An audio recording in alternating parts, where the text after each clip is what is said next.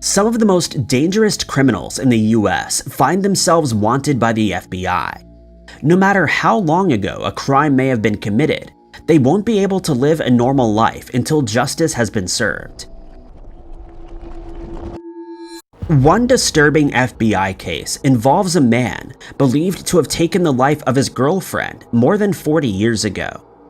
On October 10, 1981, a motorist driving through Norton, Massachusetts on Route 123 came across the body of 21-year-old Robin Shea. She had a single bullet wound to her chest and had been pushed out of a moving vehicle. According to the FBI, that vehicle had been driven by her boyfriend, Andrew Peter Dabbs. Dabbs was 20 years Robin's senior and was already married with 2 children. Robin's family wasn't aware of either of these things, but still didn't get good vibes from him. Then they discovered that he had been physically hurting her, something she tried to keep from them. The FBI believes that the couple had been driving through Norton when Dabbs attacked Robin for the final time. What caused him to commit such a disturbing act, or if there was even a trigger at all, remains unknown. After pushing Robin out of the car, Dabbs carried on driving. By the time her body was found, he had disappeared without a trace.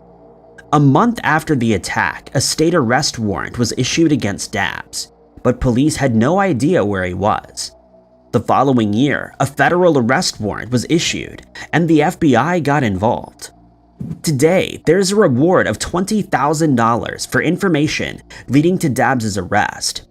He was 5'10" and 180 pounds at the time of the disappearance, and has skin grafts on his leg from a burn. Authorities believe someone knows where Dabbs is, and they hope that they will allow Robin's family to get justice after all these years. Juan Dios Garza is a dangerous criminal that the FBI has been searching for more than 35 years. Over the years, there has been little publicity in the search for Garza, but his crimes make him a strong candidate for a spot on the most wanted list if he's not found soon. It was October 21st, 1984, when Garza became a wanted man. The crime took place in Belle Glade, Florida. He'd been arguing with a group of men, though the subject of the argument was never made public. At one point, he drew a weapon and attacked 2 of the men that he was arguing with. Ricardo Chavez and his older brother, Juan, were both struck with bullets. Ricardo would pass away. Juan was seriously injured, but managed to make a recovery. The crime didn't remain a mystery for long, though. The January after the crime took place, Garza was identified as the person responsible, and a warrant was issued for his arrest. But by this time, he had already disappeared. The FBI soon joined the investigation into the case. A search of the local area confirmed that Garza was no longer in Belle Glade, and in his arrest warrant it was stated that he might have been in Mexico or Texas. Garza had been born in Mexico, but had spent much of his life living in Mercedes, Texas. He still had family and property there, and he also had connections to 2 other towns in the area. But searches of these locations turned up no clues as to where he may have been.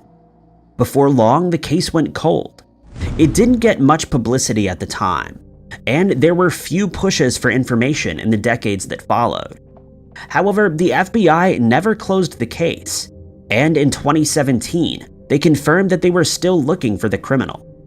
An updated wanted poster was released with age-progressed photos showing what Garza may look like all these years later. There was little additional information about the crime that he had committed. The poster reiterated that he was wanted for taking the life of one man and attempting to take the life of another, as well as unlawful flight to avoid prosecution. It's estimated that Garza was between 5'7" and 6 foot, and weighed between 170 and 200 pounds. He had black hair when he disappeared, but given he would be in his late 60s today, the age progression images show him with graying hair. He should be considered armed and dangerous, and anyone with information should contact their nearest FBI office. Cybercrime is one of the biggest growing crimes around the world, and one of the most important ones that the FBI investigates.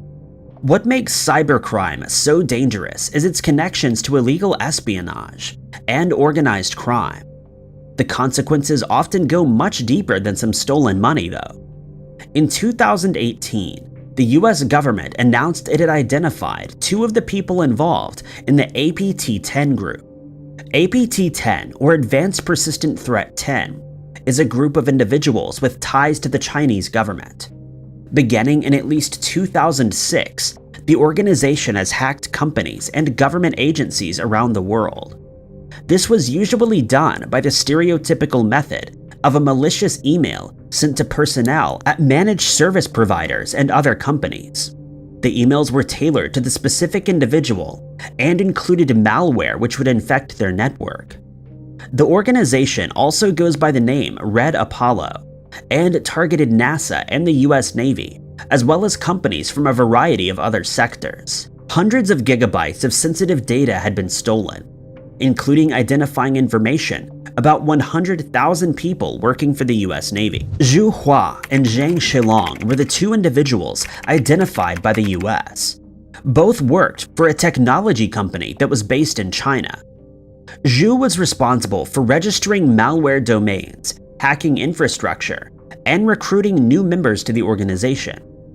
Zhang also registered domains and infrastructure, and tested and developed malware that was used by the group.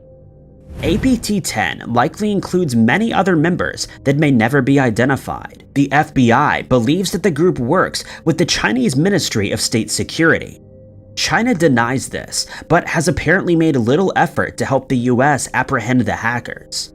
The FBI has little hope of ever capturing members of APT-10, unless they decide to take a trip to the US in the future, but they do still publicize the case.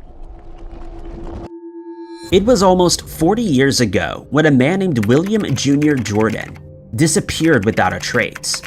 The disappearance made him one of the FBI's most wanted criminals. Jordan had been in prison when he vanished, serving a life sentence for taking the life of another man. The initial crime had taken place in 1974.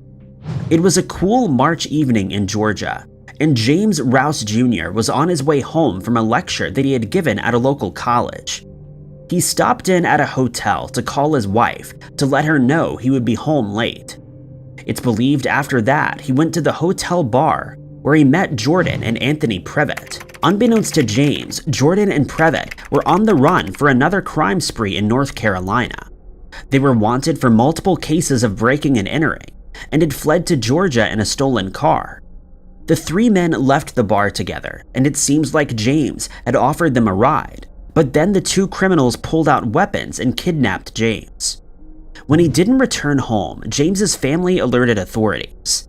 It would be a few days before his body was discovered. In the meantime, police received a tip that Jordan and Previtt were with a friend.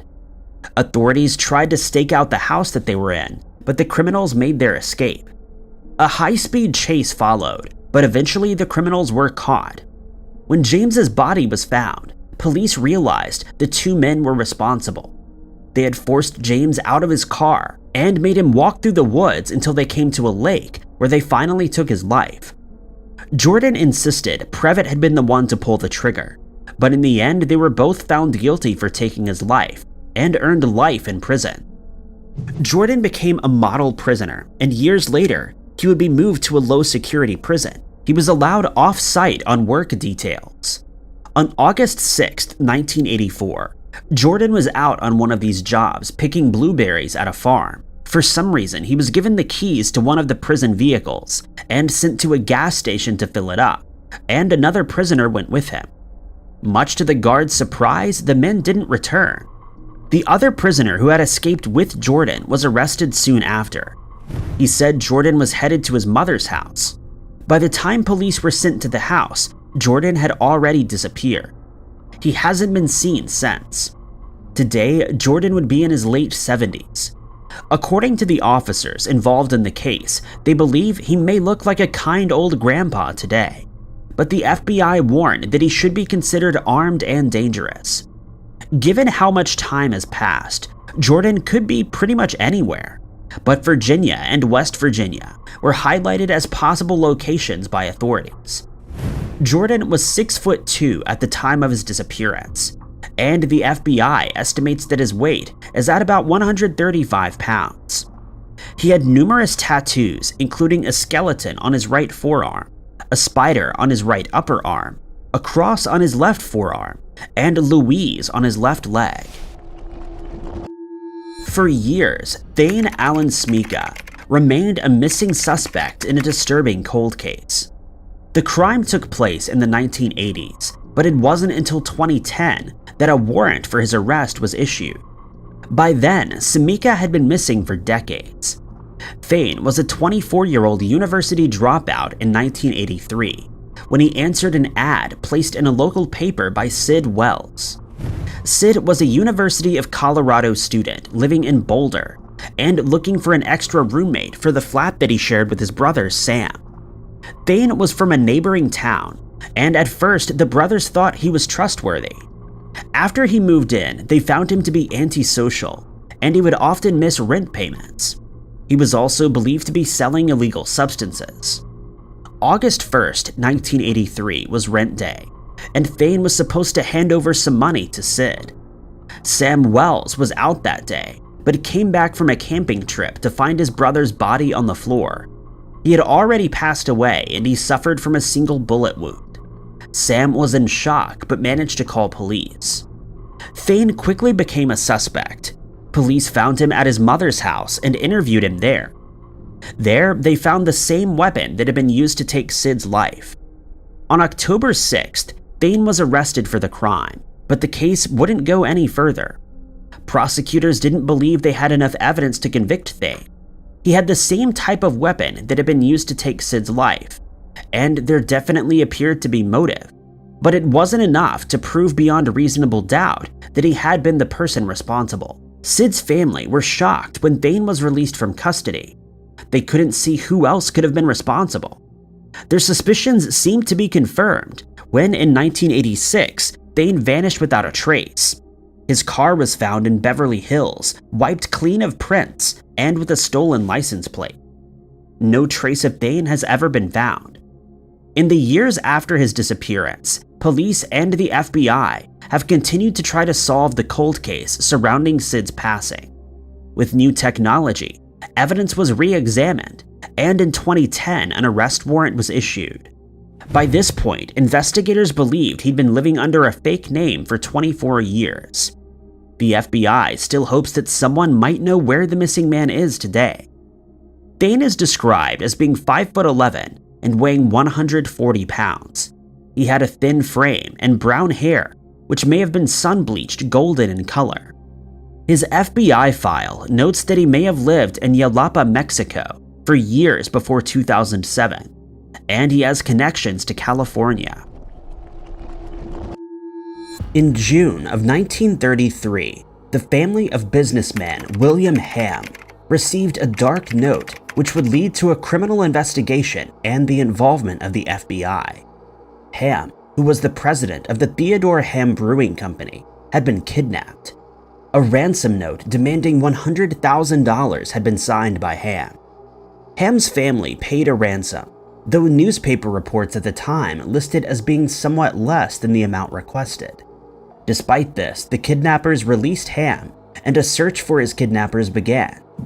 He was able to give some information about the gang that had kidnapped him, but it wasn't much for investigators to go by. Given the high-profile figure involved, an FBI file began. The criminals were obviously experienced and appeared to have left no evidence behind that would identify them. Not traditional evidence, at least. Fingerprints had been used to solve crimes for decades at this point, but what surfaces fingerprints could be taken from was limited. But in September of 1933, the FBI used a then state-of-the-art technology on the ransom note. Today, the technology is called latent fingerprints, and a chemical is used to highlight salts in sweat left behind in tiny amounts when someone touches an object. It could be used to lift fingerprints from different surfaces, including paper. The FBI laboratory was able to identify the fingerprints of some outlaws, members of the Carpus Barker gang. The gang had been causing misery in the Midwest for years. Since Alva Karpis and Fred Barker met in prison, they'd formed a gang that primarily focused on robberies, including bank robberies. But it seemed their crimes had just escalated. Still, finding the criminals wouldn't be easy. Before authorities could make much progress, another high-profile kidnapping took place. This time, Edward George Bremer, a banker, was kidnapped in broad daylight. A ransom of $200,000 was demanded, and again, the family paid the money out. Bremer was released, but the fact his family had close connections with the president put additional pressure on the FBI to capture the criminals. A gas can found on the kidnapping route was tested, and again, the fingerprints of the gang members were found. An extensive manhunt for the criminals began. Authorities got a break when one of the members, a man named George Ziegler, was attacked and lost his life. Ziegler had been boasting about his part in the kidnappings, and it was believed he was taken out by his own accomplices before he could say too much.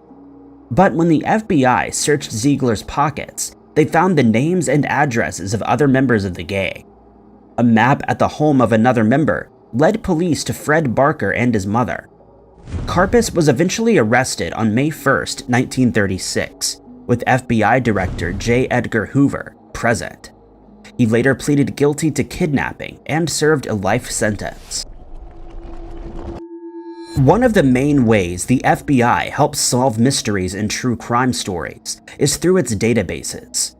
Recently, the Next Generation Identification System has helped police forces across the country to bring cases from decades ago to a close. One such case was an unsolved mystery that took place in Norfolk, Virginia in 1981. Donna Walker was a 20-year-old woman who should have been looking forward to her best friend's wedding. On September 5th, she had an appointment with her mother to get her hair done, but never made the meeting. When she missed the appointment, her father went to check on her. He found Donna's body, and she'd been struck by a bladed weapon 40 times and had already passed away by the time she was found. Local police began an investigation.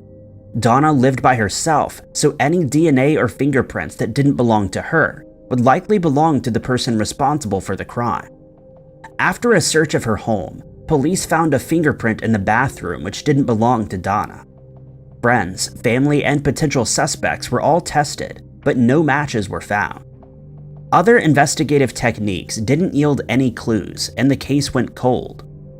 Over the years, the fingerprint found in Donna's bathroom was compared to various databases, but no match was ever found. It wasn't until 2016 that investigators were finally able to announce that they had found a hit.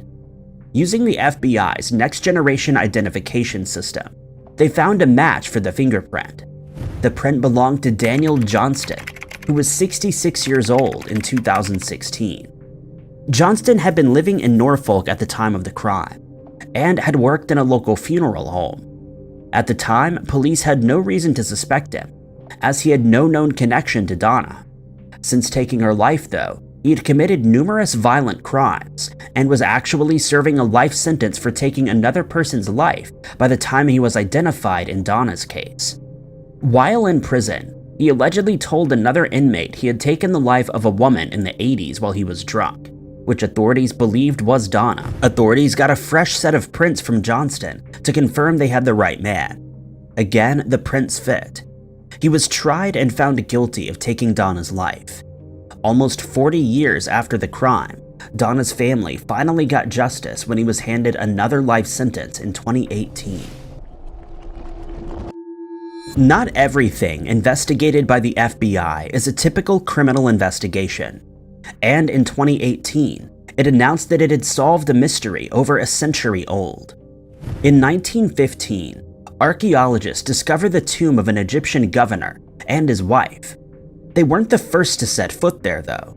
Like many ancient tombs, it had already been ransacked by grave robbers. Most of the jewels and other precious items had been stolen.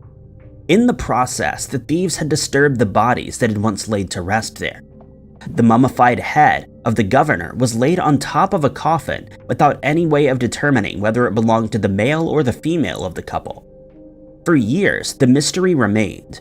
In the early 2000s, it was brought to Boston and underwent a number of tests designed to determine whether this was a male or female. A CT scan would normally be able to help scientists solve the mystery, using the cheek and jawbones, but these had been removed in a surgery, likely shortly after the individual passed away as part of the mummification process. The easiest option would have been to take a DNA sample and analyze it for chromosomes, but given the age and the wear and tear of the remains, it seemed unlikely any viable DNA would be found. The FBI liked this challenge and began a special investigation. It was a way to test the limits of their FBI laboratory and the forensic techniques available. If they could extract viable DNA from this mummy, then it seemed likely they could extract DNA from any John or Jane Doe that was part of a criminal investigation. A tooth was extracted, as the hard enamel would have best protected the DNA inside. Remarkably, scientists were not only able to extract the DNA, but the test was a success. It was determined that the body belonged to a male, and archaeologists concluded that it was almost certainly the governor. The announcement was a win for the FBI, who now believed they could use the same techniques to help solve more recent unsolved crimes.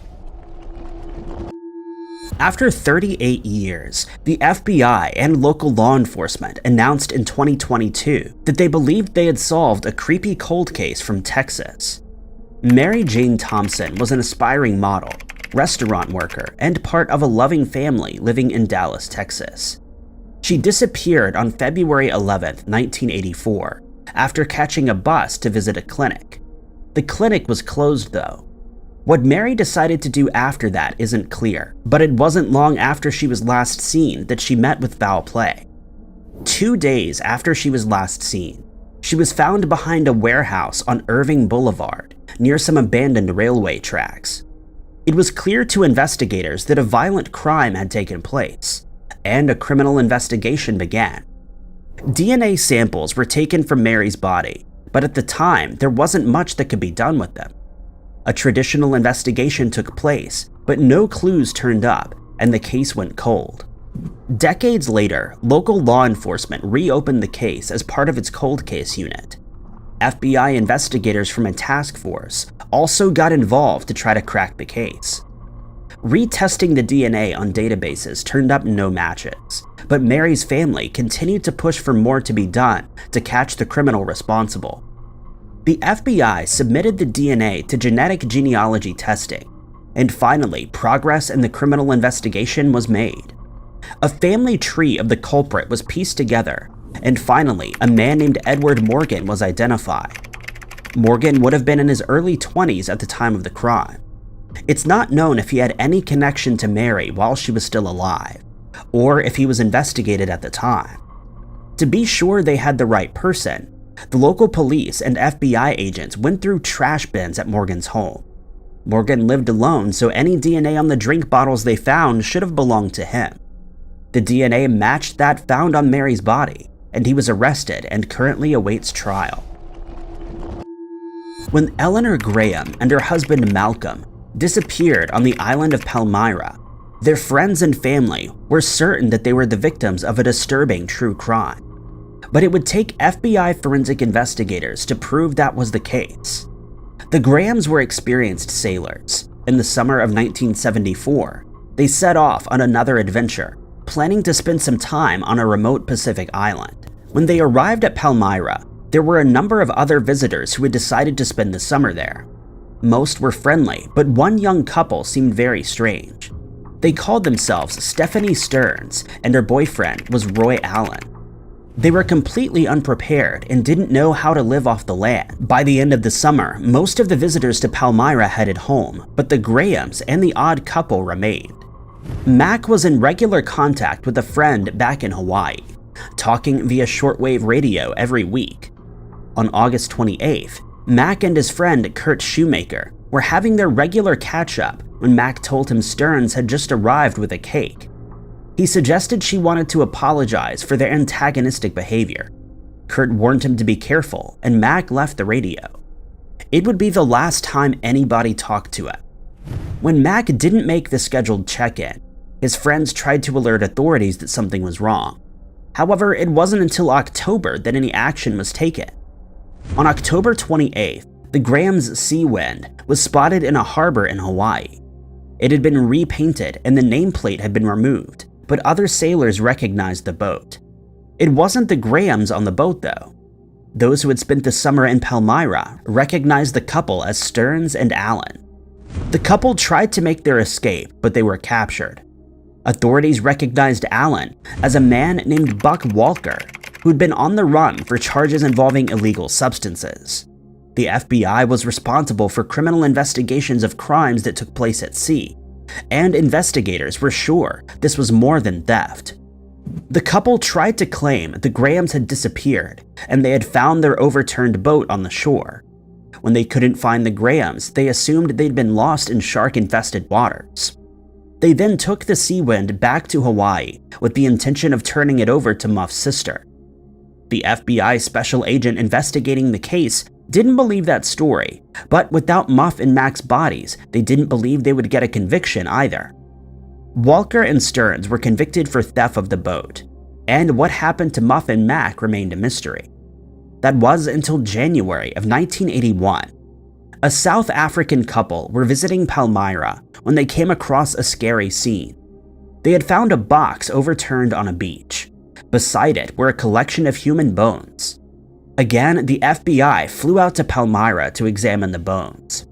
The box was the exact kind the special agent had noted was missing from a Navy rescue center during the initial investigation.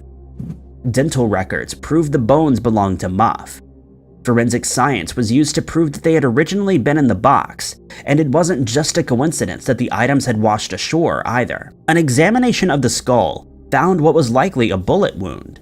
The prosecutors felt confident enough to take the case to trial. Both Walker and Stearns pleaded not guilty, but Walker was found guilty of taking the life of Mac and Muff. The jury determined that they couldn't be sure beyond reasonable doubt that Stearns was involved in the crime, and she was found not guilty. Despite a search effort, Mac's body was never found. However, thanks to the forensic investigation, the FBI file was finally solved. For more than 40 years, the family of Vicky Diluski have been trying to solve the unsolved mystery of who took the life of their loved one. Vicky was 25 years old in 1981 and worked as a nurse. She was the much-loved older sister to 3 siblings and was like a second mother to her nephew.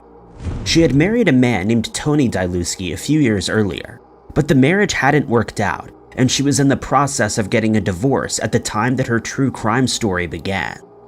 Vicky had moved back in with her parents in Jefferson County, Ohio, and had only been living there a few days when, in April of 1981, she went for a jog. She left the house at about 4 p.m. on April 20th, taking her car and driving to a nearby fast food restaurant. After eating there, she drove to Fernwood Forest, where she often went jogging. When Vicky didn't return home from the woods, her parents filed a missing person report in the morning. It wasn't long before search teams made the devastating discovery. Vicky was found in the woods, dumped over the embankment. Forensic investigators determined a round had gotten her at close range, after which somebody moved her again before she was found in the woods by the search team. The town where Vicky went missing was only a small community, and everyone was shocked at the discovery. Vicky was well liked and known as someone who would always try to help others. She had only just finished a 48-hour shift as an on-call nurse when she went missing in the woods. As far as anybody knew, she didn't have any enemies, and nobody could think of a reason why someone would want to do this to her. Police believed the person responsible for the strange case was someone that Vicky knew well. She had let them get close to her before they turned on her. Many of Vicky's close friends were questioned, as well as her estranged husband, and a number of polygraph tests were taken. All of them were ruled out as suspects in her missing person case. Years later, Vicky's family kept up the push for answers, and local police worked hard to try to solve the mystery. When Vicky's parents passed away, her siblings and nephew took up the fight for the unsolved case to be explained. Some evidence, including fingernail clippings, were collected at the time of the crime, and have recently been resubmitted for forensic testing. In 2021, on the 40th anniversary of her true crime story, police renewed efforts and started interviewing old and new suspects. Since then, however, there's been no update, and her strange case is still waiting to become a solved mystery. Anyone with information on this unsolved case should contact Jefferson County, Ohio Sheriff's Office at 740-283-8600. A disturbing true crime story from Iowa has remained an unsolved mystery for more than 40 years. Roger Atkinson and Rose Burkert were on a romantic getaway, but it ended with an unknown person taking their lives on September 12, 1980. Despite a large police investigation, the criminal responsible was never found. Roger and Rose were having an affair. Roger was a married man and a devout Christian who had met Rose during his work as a telephone installer and repairman. They had begun to see one another and would go on trips away while Roger's wife thought that he was on a work trip. Rose was a single mother of a young daughter. She had recently separated from an ex-boyfriend who had not taken the breakup well. The man, Danny Burton, had been following her, and weeks before the terrible crime, she had told police that if anything happened to her, he would be responsible for her mysterious disappearance. The two lovers went to a Holiday Inn in Amana. They hadn't called ahead and found the hotel was fully booked for a mortician's conference. People had come from all over the country to attend. However, the front desk found that there had been a cancellation and Roger and Rose stayed in the room furthest away from the desk. It could only be accessed from inside the hotel. After checking in, Rose called her friend, who was looking after her daughter. The friend was working, so asked if she could call back. She phoned Rose back at 8:30 p.m., but missed her. The couple were only supposed to stay one night, but they were missing at checkout. When housekeeping came around midday on September 13th, the two missing people were found in their room, and by way of a sharp instrument, they had ceased to be. A forensic examination of marks on Roger's hands showed a defensive struggle had taken place. He was found on his stomach, and it appeared that Rose had been turned over by someone afterwards. Both were covered in a comforter. The room appeared to have been ransacked, but nothing was missing. The contents of Roger's wallet had been tossed onto the floor. A bar of soap had been carved into, and a mysterious message had been written on the mirror in the bathroom. Only the word "this" remained when investigators arrived. A tube of toothpaste had been emptied into the bathtub. There was no sign of forced entry, and the chairs in the room were pulled out, almost as if two people had been having a conversation before the crime occurred. Hundreds of people, including all the morticians who had come from the conference, were interviewed, but nobody had seen anything out of the ordinary. Rose's ex-boyfriend was questioned, but he had an alibi. There are numerous theories to explain this mystery, from Roger's wife and father-in-law wanting to get revenge, to connections to another unsolved crime very similar to this, where a man named William Kyle had his life taken from him in an Illinois hotel weeks earlier. In that case, a man named Raimundo Esparza was identified as a suspect, but only circumstantial evidence connected him to the unexplained events. The mysterious crime against Rose and Roger went cold, but this could one day become a solved cold case. DNA from an unidentified male was found in the bathroom. There is hope that it will one day be used to explain this unsolved mystery. One of the most mysterious true crime stories occurred in Brooklyn, New York in 1979. Carol Marin and her boyfriend Howard Green strangely disappeared at some point towards the end of the year. The mystery of what happened to the couple was eventually solved on December 16th, when a boy walking his dog in New Jersey found the bodies of the couple. They had been wrapped in canvas and rugs and dumped at the location, but this was far from a normal true crime story. Both Carol and Howard had been struck on their left sides, after which a veterinarian needle was used on them, over 30 times each. They had been completely drained. Hair from an unidentified individual was found in the hands of both Carol and Howard. Local police determined that the crime had taken place in the Brooklyn apartment shared by the couple. There, according to the New York police detective in charge of the case, the apartment was a mess, and many items linked to scary underground cults were found. However, the officers from New Jersey who were investigating the case said that the apartment was neat and tidy. There were other discrepancies between the two police forces, and both thought that the other was leading the investigation on the case. This led to the true crime case being forgotten about for decades. It wasn't until 2002, when the New York Post asked for answers, that the mistake was discovered. It was then found that the physical file for the case had also gone missing. With the police blunders, it seemed unlikely the mystery behind this strange case would be solved unless someone came forward with information. At the time, there was only one potential suspect spoken about. A neighbor allegedly had the hobby of draining mice, much in the same way that they were discovered. He denied this scary story and told reporters that he'd been on a hitchhiking vacation in Texas at the time of the crime. The scary cult paraphernalia that was allegedly found in the couple's apartment supposedly connected to the Order of the Oriental Templars, and an anonymous individual wrote to a journalist covering the cult that Carol had been asking about the cult and that the cult was involved in the crime. However, evidence for this does not appear to exist now, if it ever did. In 2013, Eric Smith strangely disappeared under mysterious circumstances and hasn't been seen since.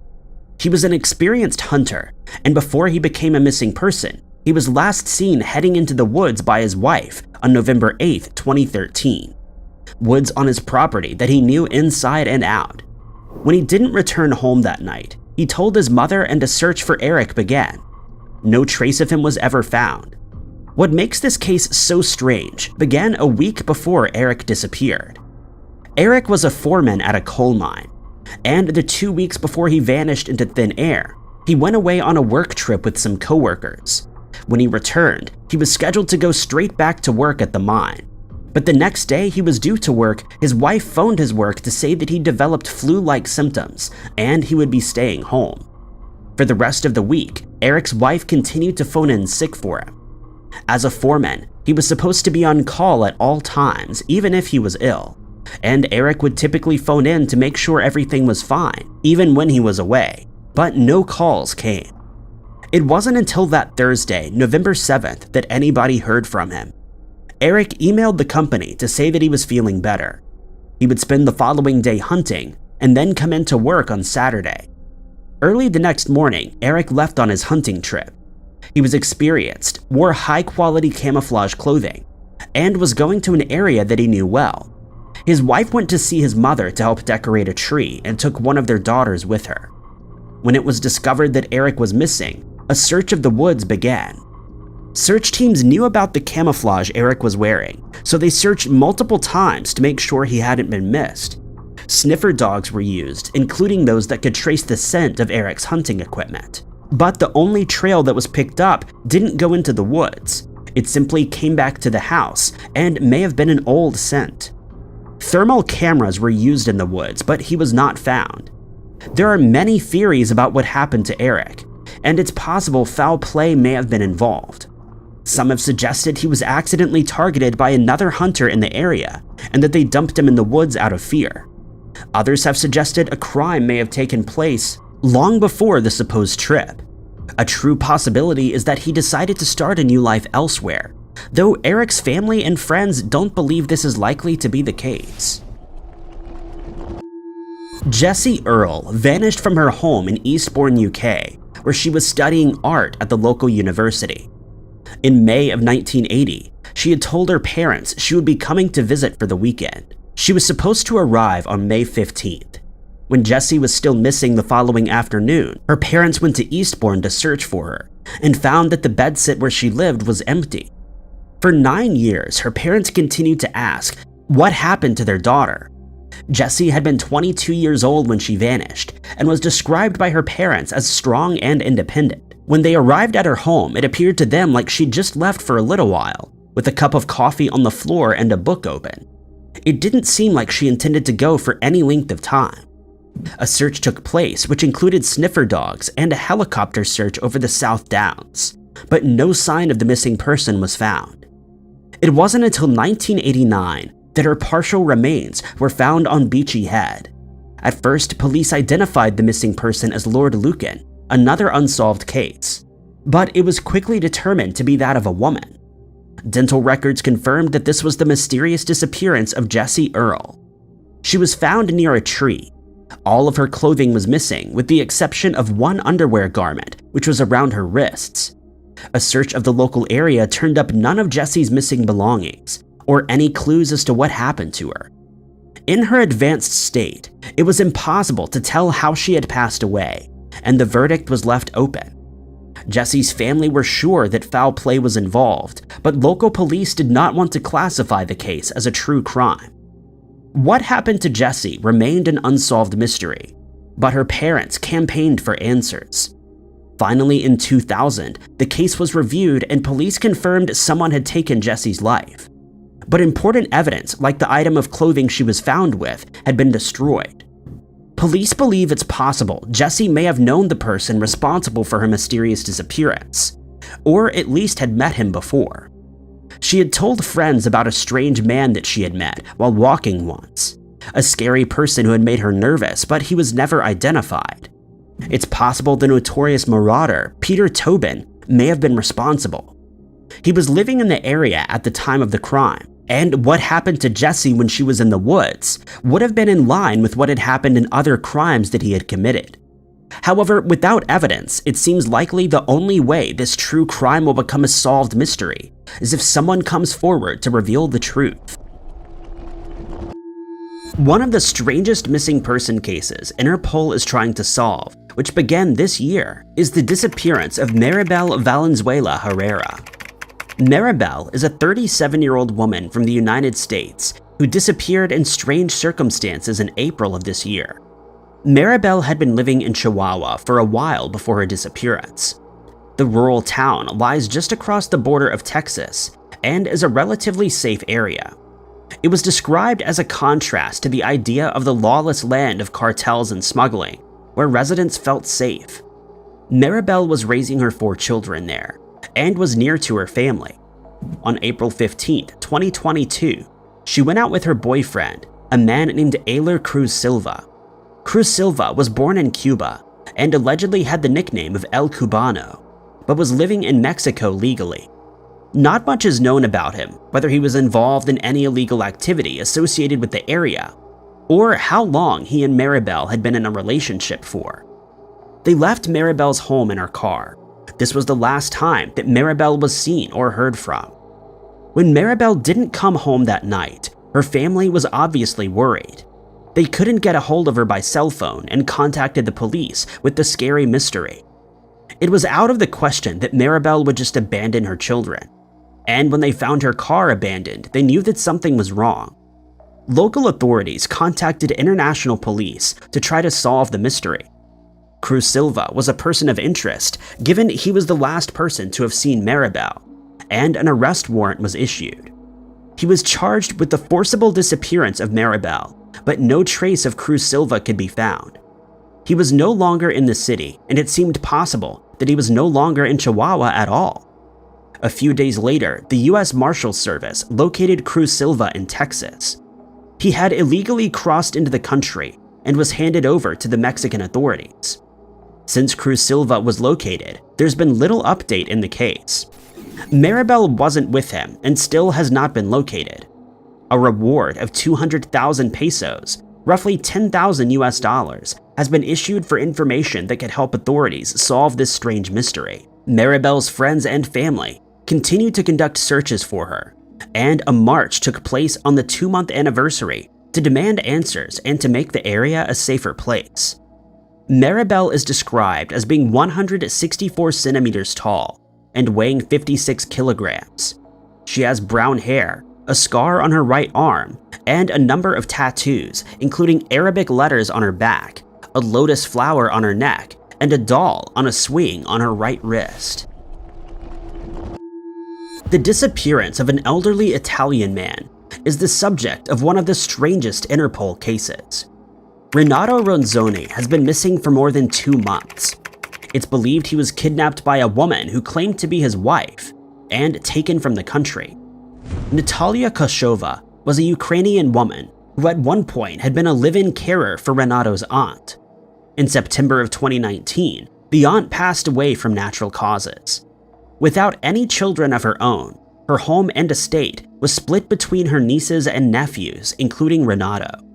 Natalia, who seems to have sometimes gone by the name Natasha, was left without an income or a home. It wasn't long before she moved in with Renato. They had met when Kashova was still a caregiver and had apparently fallen in love. In January of 2021, they traveled to Ukraine where they married. From the outside, it appeared to be a heartwarming story of a man finding love in his senior years. But to his family, it was much more sinister. Renato suffered from medical problems and cognitive issues, which his family believed made it easy for Kashova to take advantage of him. She and at least one friend moved in with him. According to the family, they controlled his money and pension, and he was forced to eat at a soup kitchen. A judge appointed a support administrator, a lawyer named Frederica Giorgi, to protect Renato from being taken advantage of. When the newly married couple returned to Italy, the lawyer intervened. The marriage was found to be not valid in Italy, possibly due to concerns over whether Renato could actually consent to it. But that didn't remove Kashova from his life. The two made another brief trip to Ukraine, while Renato's family and the lawyer worked on keeping Kashova away from him. In the end, a removal order was made against her and another woman, and Renato was banned from leaving the country. On April 11, 2022, police went to Renato's home to carry out the removal order. Unsurprisingly, Kashova and the other woman reacted badly, with one of the two pushing one of the police officers. Renato became confused, and the officers determined that they could not carry out the order under those circumstances. Hours later, a neighbor reported that a man had kicked down Renato's door, and Renato was seen being led out of the house by the two women. They were carrying a number of bags. Police arrived at the scene shortly after, but there was no sign of Renato. Some of his medication had been left behind, and a will was found, with Kashova as the main benefactor. Police believe that Renato was taken against his will to Poland. Kashova's daughter was located and questioned, and she said that her mother had called and claimed that they would return to Italy soon, but there was still no sign of them. Interpol is working with local law enforcement to try to locate the couple, as Renato's family worries for his safety. On August 20th, 2001, a man named Vesa Matti Frantsila left the Finnish embassy in Warsaw after trying to get back into Finland. He told staff that he'd been robbed by what he called the EU police, but didn't want to report the crime. When he left the embassy, it was the last time that anybody saw him. 15 years after he vanished, somebody finally noticed Vesa was missing. The strange case of Vesa Matti Frantsila began more than a decade before he vanished. Vesa had inherited a farmhouse from his father, but the local villagers had never wanted the Frantsilas in the area, and appeared to go out of their way to make Vesa's life hard. Vesa reported multiple crimes and threats to the police, but the police would not investigate. When he tried to sue the local authorities for their inaction, he was put in a maximum security mental hospital against his will. It was only after a campaign by his elderly mother that he was released. From that point on, Vesa seemed to be very anti-authority and paranoid, especially about the police. After his mother passed, he bought a studio apartment. He was appointed a caretaker after he was declared mentally incapable, but the caretaker didn't seem too concerned with Vesa and didn't come to visit often. Vesa's issues weren't only in Finland. While on a holiday in Tanzania, the hotel he was staying in was attacked by armed robbers, and his money and belongings were stolen. But this wasn't where the strange mystery investigated by Interpol began. In July of 2001, Vesa booked and went on a package holiday to Crete. He was supposed to get a flight back to Finland on July 26th, but instead he traveled to Athens, where he visited the embassy on August 1st. He said he needed help getting back to Finland. He was given a train ticket to Bulgaria and began the journey home by train. The journey would have taken multiple train trips. On August 20th, he turned up in Poland claiming the ticket for his next trip, as well as his passport and money, had all been stolen by the EU police. When asked if he wanted to report the crime, he referred to the police as criminals. For some reason, Vesa didn't get help at the embassy and was left alone. What happened to Vesa after that is a mystery. It's not known whether his story about the police stealing his belongings was actually true. He had a natural distrust of the police, and the story may have just been paranoia. But it also seemed like something did happen to Vesa that day that meant that he couldn't continue his journey. A direct debit from his account continued to pay the fees for his apartment. It was only when a ventilation technician gained access to do a service that anybody realized the apartment had been empty for 15 years. Inside, investigators found 15 years of mail, a large number of speakers, and a strange handwritten sign. Part of the sign read, quote, "My apartment is not connected to the power grid, and therefore it is not permissible to conduct electrical repairs or inspections while I'm away. The illegal and deadly electrical works of my apartment are my criminal evidence, and may be touched only when I am present." Vesa was declared legally passed in 2017, but what happened to him after 2001 remains a strange unsolved mystery. He remains on Interpol's list of missing people. On the Italian island of Ischia, there's a morbid legend about the ghost of a woman who haunts one of the beaches. Dressed in all black, she disappears into the ocean. Like many ghost stories, this one has a true horror story at its base, and it's one that Interpol has investigated. The Dama in Nero, or the Lady in Black, was an unidentified woman whose body was found on one of the island's beaches on October 1st, 1953. What's particularly strange about this case is that it seems she was alive and well not long before her body was found. However, there are lots of conflicting stories about this case, and it's easy to see how the Dama in Nero became a legend. Few things are known about the woman for sure. She had short blonde hair and was about 1.72 meters tall. She had traveled to the island via ferry earlier that day and had a conversation with a few people. She told people that she was from Bolzano, had English ancestry, and was married to an American soldier. In some sources, her husband is said to have passed away during the war. She was dressed well, but her shoes had been resoled, and her watch strap was worn. She also wore a gold necklace. While on the island, she told multiple people she was meeting a man with a mustache that was dressed in gray at 10 p.m. An hour before the meeting, she took a cab to Lago Ameno. The driver noted that she was carrying both a bag and a suitcase. As the 10 p.m. meeting drew closer, she seemed worried that the man wouldn't show up. She asked multiple people if they had seen a man in gray, but nobody had. Who found her body varies in different sources. In some sources, 2 women walking on the beach saw her. In others, she was found by 2 police officers. Her bag and suitcase were both missing, as was the gold necklace that she had been wearing. There doesn't seem to have been a proper search of the beach, but an empty bottle of sleeping pills was found nearby. Speculation about what could have happened to the woman began immediately. Some local papers reported an injury to her abdomen, but the official autopsy found that she had passed away due to drowning. Some sources say that sleeping pills were found in her system, leading people to conclude that she had fainted in the water. Others speculate that an autopsy never even took place. Only blurred photos of the body were taken, and no fingerprints were taken. International police tried to determine the identity of the woman, but nobody came forward with an answer. Almost 70 years later, it seems unlikely that this mystery will ever be solved. Marie-Agnes Cordonnier and Frances Bruyère were 2 young women who traveled to France to do some windsurfing. They vanished without a trace, leaving behind a strange unsolved mystery, which may be connected to one of the scariest mysteries in France. The 2 women were cousins from Belgium who arrived in Mâcon, France on August 20th, 1984. They called their parents back home to let them know that they were okay, and contacted a friend who lived nearby. Their plan was to hitchhike over to Lake Bouget after staying with their friend and his family for a couple of days. On August 22nd, they were dropped off back at Mâcon, where their friend took the last known photo of the 2 women. The women were due back home on August 31st, as they had a wedding to go to the following day, but it seems like their disappearance was noted before that point. Authorities were alerted that they hadn't contacted their family for a few days.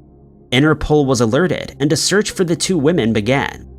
Police were able to put together a timeline of events. They had hitchhiked to Bassins, not far from their intended destination. And it was on August 23rd that they'd contacted a Mr. X.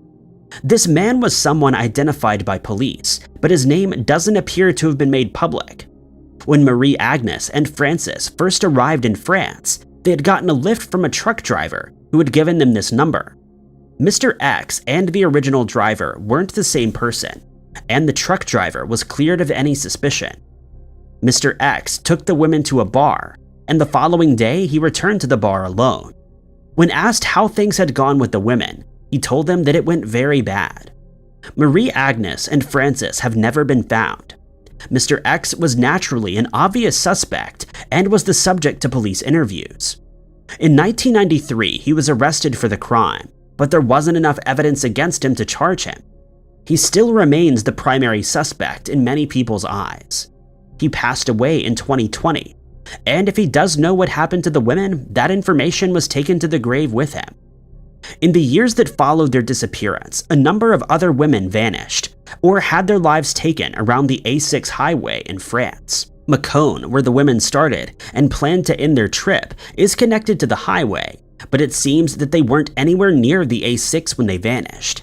The scary, unsolved mystery still baffles police, who have never found any trace of the women. Traceza Ulrich, a 45-year-old woman from New Zealand, has been missing for 4 years, and police are desperate for any leads that may lead to her whereabouts, or anyone who may have seen her since. It's known that Traceza had been hitchhiking near Cable Bay at the time that she became a missing person, and the last confirmed sighting of her was on the 4th of February 2018. Traceza was known to live a somewhat transient lifestyle, but her family stated that she always returned home, and they reported her as a missing person when she failed to do so on this occasion, leading her to miss a series of scheduled appointments. They added that it isn't unusual for her to be without a cell phone, but it is out of character for her to not access her bank accounts, which she hasn't done since her disappearance. Her son, Clem, says that she hitchhiked around on a regular basis, and on more than a few occasions, family members saw her on the road and gave her a ride to her destination, ensuring that she arrived there safely. During their investigation, police learned that Traceza had hitchhiked to travel south on State Highway 10. She then managed to take another ride at Cooper's Beach. She was then seen by witnesses in Kawakawa, where she got a ride to a bus stop at around 5 p.m. The last time that her family saw her was when Cheryl Rush saw her arrive at her home on the 4th of February. She had a shower, had something to eat after changing her clothes, and left, heading south. Cheryl stated that she believes Traceza got into the wrong car, and she's very likely no longer alive. Police stated that she was last seen wearing a bright yellow jacket and black 3/4 length pants. Investigators have asked anyone who may have seen her or who has any information on Traceza's disappearance to contact the police station at 09-408-6500. Or if they would prefer to remain anonymous, call Crime Stoppers at 0800-555-111. The missing person case involving Alan Ivor Edmonds began in Australia in 1959. Alan had been traveling through the country after starting his travels in London the previous year. His family stated that he was in the habit of contacting them on a regular basis and updating them on his travels. During this time, he often supported himself by doing odd jobs wherever he could find them, and he was known to hitchhike between destinations when he couldn't find an alternative means of transport. On the 7th of September 1959, his family received a postcard from Alan that had been sent from Alice Springs. On the postcard, he explained that he would be leaving Alice Springs the following day, after which he would be traveling to Adelaide, though it isn't certain whether he was hitchhiking. After some time went by without any contact from Alan, his family decided to report him as missing, since it was out of character for him to be out of touch for an extended period of time. It's believed that he'd been staying in North Adelaide after arriving there from Alice Springs, but he's not been seen or heard from ever since. Police did all they could to locate Alan, but to no avail, and he still remains a missing person more than 60 years after his mysterious disappearance.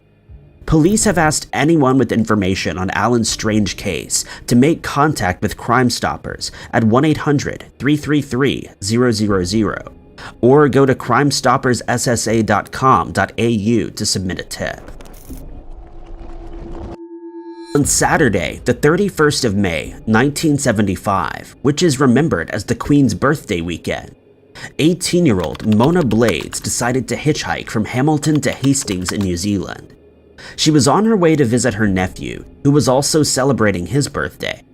But when she failed to arrive at her destination and didn't make contact with her family or friends, she was reported as a missing person. Investigators launched a detailed and thorough search, but they were unsuccessful in locating her. A truck driver would later come forward to tell police that he'd seen a woman fitting Mona's description running towards an orange Datsun before getting in. This led detectives to believe that foul play was involved, and the case was escalated to a homicide investigation. Police interviewed as many Datsun owners as they could identify, but again, they were left with no further clues. Later, a witness came forward to state that they'd seen a woman fitting Mona's description walking on the corner of Lake Terrace in Taupo. Not long after that, a woman reported that she'd had a long conversation with Mona at the information center. She told her that she was traveling to Hastings to visit her parents and had a backpack with her, which she left at the center's door. Another witness, a man who worked at a local fruit shop and knew Mona personally, told police that he saw her walking past the store, after which she met up with another female hitchhiker, and the two women got into a dark blue and green station wagon, which then drove away towards the Napier-Taupo highway. 3 further sightings were reported of a woman who looked like Mona. These all occurred between 12 and 1:30 p.m. on the 31st of May, the day of her mysterious disappearance at the Spa Hotel in Taupo. One of these witnesses actually spoke to her, and she told him that her name was Mona Blades. She then got into a red Toyota station wagon outside the bottle shop, which was located at the Spa Hotel. The other 2 witnesses remember seeing her with another woman who joined Mona for drinks at the spa. Investigators believe that it's likely that Mona met up with people that she knew in Taupo and was in their company at the Spa Hotel. They also stated that she had friends who were in biker gangs and that there were a few of these gangs passing through the area on that particular weekend. But none of these leads ever led to Mona's whereabouts, and she remains a missing person today. The unsolved mystery of the disappearance of 37-year-old Joanne Butterfield began on the 25th of June, 1998, when she left her hometown of Mossman, just north of Cairns in Australia. She informed a few of her friends that she planned to hitchhike to Sydney after setting off at 7 a.m. from a house in Mowbray near the Captain Cook Highway. But she was never seen or heard from again, and to this day, her mysterious disappearance remains an unsolved mystery. 3 days after setting off on her journey, her black purse and her embroidered bag, which she always carried with her, were found between a cane railway track and a public lookout point about 2 hours south of Mowbray. Adding to the mystery, an envelope containing Joanne's Medicare card, her bank cards, and various personal documents were delivered by post to her house in Mossman on the 8th of July, 13 days after she'd set out on her journey. They had been sent anonymously, and there have been no clues leading to the person who sent them. When no further progress was made in the strange case, it went cold, and police started to lose hope that they would ever bring it to a conclusion. But in 2021, Acting Detective Inspector Kevin Gone stated that police had started re-interviewing people living in the Mossman area about Joanne's case. They had a particular interest in 2 men who were known to have had dealings with Joanne in the Mossman area at the time that she went missing. They've stated that they would like to speak to anyone who has information on the 2 men in a bid to find a link between them and the missing woman. They've also revealed to anyone who may have seen a hitchhiking woman between Port Douglas and the South Johnstone area between Thursday, the 5th of June, and Sunday, the 28th of June, 1998. Investigators also stated that they would like anyone who was traveling along Henderson Drive near Penguin Hill who saw any vehicles or people near the lookout point on those same dates to come forward. At the time of her disappearance, Joanne was wearing a black short dress with shoulder straps, flat black shoes, and she had her floral embroidered bag with her. She's described as being around 5 foot 3 inches tall with long auburn hair and blue eyes. Anyone with information on this case has been asked to contact Crime Stoppers at 1-800-333-000 or to submit a tip at crimestoppers.com.au. Before 31-year-old Calvin Willie Martinez from Farmington, New Mexico mysteriously disappeared, he made a call to his mother on Mother's Day. But that was the last time that he had any contact with his family, and the investigation into his disappearance is still ongoing. At the time that he disappeared, Calvin had been hitchhiking back and forth between Farmington and Albuquerque, as he was working on various construction projects. He also hitchhiked between these areas in order to visit friends, since he didn't own a car at the time. On the day that he phoned his mother, he wasn't using his cell phone, as he was in the habit of losing it. She stated that he didn't seem to be acting out of character during the call, despite going through a difficult period in his life at the time, and he wished her a happy Mother's Day, stating that he would be returning home to Farmington soon. But before they could finish their conversation, the line was cut off. She called the number that he had phoned from, but there was no answer, and she learned that he had called from a truck stop in Albuquerque. When she didn't hear from him again, she contacted his friends and ex-girlfriend in Albuquerque, but they informed her that they hadn't seen or heard from him recently. His family searched both the Farmington and Albuquerque areas, but they found no further traces of Calvin. Nicole Brown, a Farmington Police Department public information officer, has stated that investigators are still actively working on Calvin's disappearance, and they are hopeful that a member of the public would come forward with information on the case. Calvin is described as a Native American male, standing approximately 5 foot 6 inches tall. He weighs around 200 pounds and has brown hair and brown eyes. He can also be recognized by the tattoos that he has, one of which is the words Martinez family located on his right arm. Anyone with information on Calvin's disappearance or his current whereabouts has been urged to contact the Farmington Police Department at 505-599-1070. Alternatively, you can make contact with Detective Chavez on the number 505-566-2370. A man known only as Mike has come forward to tell his true crime story of how he lost hundreds of thousands of dollars after deciding to look for companionship via an online dating app. Mike decided to download the Tinder app as he was looking for someone nearby to connect with. But in July of 2021, he started talking to a woman named Jenny, who was from Malaysia. At first, they talked via the app, but they soon exchanged phone numbers and carried on talking via WhatsApp. They spoke about plans to travel together and their daily lives, but after a while, Jenny mentioned that her uncle worked for JP Morgan and that he is an expert in Bitcoin options. At first, he wasn't interested as he was looking for someone to have dinner or perhaps go on a hike with, but Jenny soon convinced him to invest $3,000 with the cryptocurrency website Crypto.com. She then told him to transfer those funds to another platform, explaining that the more money he deposits, the more he will see in returns. He was surprised when his cryptocurrency portfolio reached $1 million, and he was assigned a teacher analyst named Devin.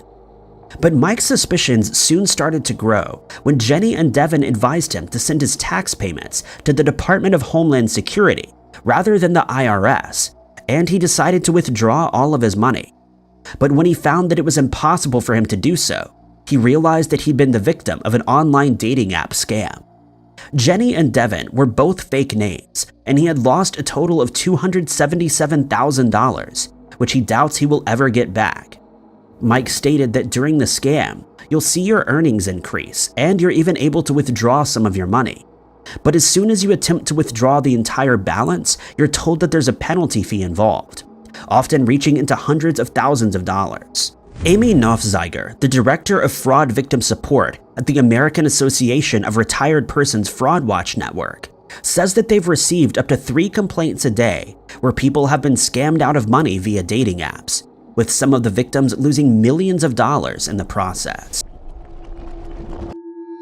In 2014, Maria Exposto from Sydney, Australia, lived through her own personal horror story after she met a man online who claimed to be a US soldier that was stationed in Afghanistan. The man said that his name was Captain Daniel Smith, and after getting to know each other online, they decided to meet face-to-face in Shanghai, China, where Smith claimed that he needed to file documents for his retirement from service. However, he never arrived, and Maria ended up talking to a man who asked her to take a black backpack back to Australia. He claimed that the pack contained clothes, and so she thought nothing more of the favor. She took a flight to Kuala Lumpur, where she had a stopover, but here customs officials noticed something irregular about the backpack's stitching, and when they investigated further, it was found to contain packages of illegal substances. She was immediately arrested and charged with trafficking. A lower court found that she'd been swindled into carrying the packages, but an appeal saw the ruling overturned and Maria received a death penalty. At her final appeal, her lawyer told the court that Maria was so naive about illegal substances that she didn't know what customs officials were talking about when they questioned her about the packages. Prosecutors argued that ignorance is not a defense, but her appeal was successful and she was released. Maria has spent almost 5 years in a Malaysian prison, but at the end of her scary encounter, she stated that she was looking forward to going home, where she could carry on living a normal life as it was before she became embroiled in a true crime horror story. In 2012, Audrey Elaine Elrod, a 45-year-old woman from Bluefield, West Virginia, was in a financial bind as she had been unable to find work for over a year after she had left her job at the County Public Health Department in Charlotte, North Carolina. But she made ends meet by reselling cheap toilet paper, and she managed to rent a small garage apartment that she shared with a roommate. But she thought her luck had finally changed when she met a man who called himself Duke McGregor on Facebook, who claimed to be an oil rig worker from Scotland.